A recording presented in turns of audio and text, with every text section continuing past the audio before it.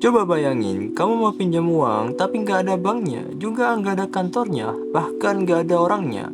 Dan semuanya berjalan otomatis 24 jam setiap hari.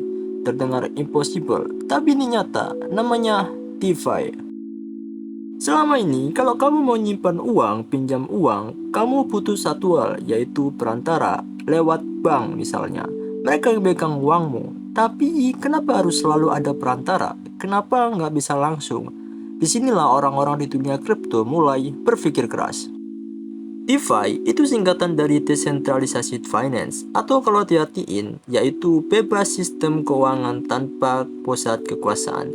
Jadi alih-alih semua diatur satu bank atau satu perusahaan, DeFi dijalankan oleh jaringan komputer di seluruh dunia. Nggak ada yang pegang kendali penuh, juga nggak ada yang bisa nutup sistemnya. Keren kan? Tapi gimana caranya bisa jalan tanpa ada yang ngurusin? Jawabannya ada di sesuatu yang namanya smart contract. Coba bayangin vending mesin. Kamu masukin uang, tekan tombol, keluar minumannya. Nggak perlu kasir, nggak perlu ngomong sama siapapun. Semuanya otomatis sesuai aturan yang udah diprogram.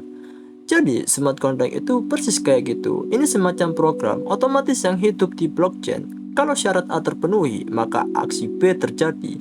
Tanpa manusia, tanpa jeda, tanpa manipulasi. Dan dari sinilah semua layanan DeFi bisa berjalan.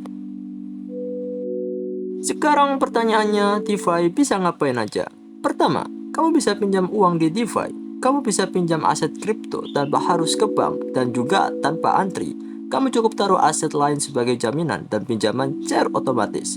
Kedua, ada yang namanya staking. Simpelnya, kamu parkir kripto kamu dan sebagai imbalannya, kamu dapat reward semacam bunga, tapi jauh lebih transparan dari tabungan bank biasa. Ketiga, swap token. Kamu tukar satu jenis kripto ke kripto lain di DeFi bisa langsung real time tanpa butuh exchange terpusat. Semua ini tanpa bank, tanpa izin, tanpa batas waktu.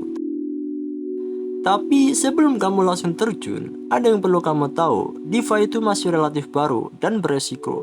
Smart contract bisa punya bug, dan kalau dieksploitasi, uangmu bisa lenyap. Harga kripto yang fluktuatif bikin nilainya bisa naik turun ekstrim. Dan karena nggak ada regulasi ketat, kalau ada masalah, nggak ada yang bisa kamu telepon. Jadi kalau kamu tertarik eksploitasi DeFi, mulai dari belajar dulu, bukan dari taruh modal dulu.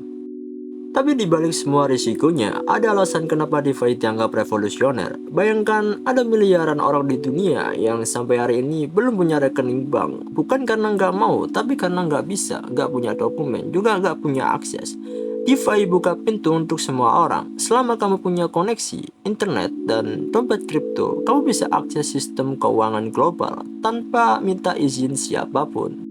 Kalau video ini bikin kamu penasaran soal teknologi atau keuangan, jangan lupa subscribe dan sampai jumpa di video berikutnya.